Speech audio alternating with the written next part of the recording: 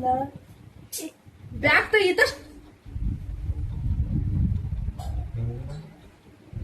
इकडे तू इकडे हे काय काय बाई कोण दिले तुले समजत नाही का तू कॉलेजमध्ये जाता की हा आता तमाशा करायला जातो तो त्या उशी त्यानं दिली ना अहो ह्याच उशीनं तुले उशी मारून टाकायचा विचार येऊ राहिला अहो लाज वाटू दे त्या बापाला जर माहित काय पडलं ना तर तुले कच कापून पूर्ण हे करतील की मी हा म्हणून त्याला साक्षीचा फोन येत होता तू साक्षीच होती ना ते मी तर घरी कामं करत जा आणि तू तिकडे जाऊन फोनवर बोलत जाय तरी मला वाटलं काय हा मैत्रिणी एवढा वेळ काय बोलते 2-3 घंटे तरी मला सगळे म्हणत होते बाई पोरीला एवढी सूट देऊ नको एवढी सूट देऊ नको ते मला खालची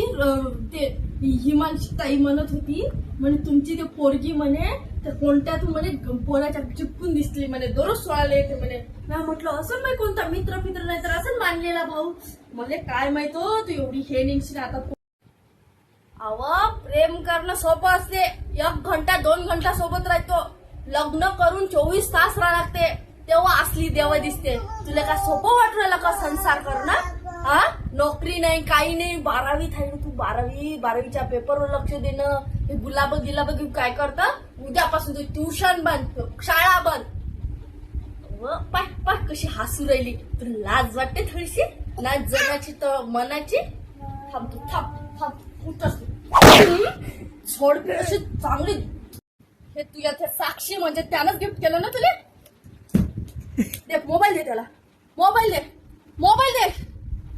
मोबाईल पासवर्ड खोल पासवर्ड काय पाहिजे खोल रे कर पण त्याला कॉल कर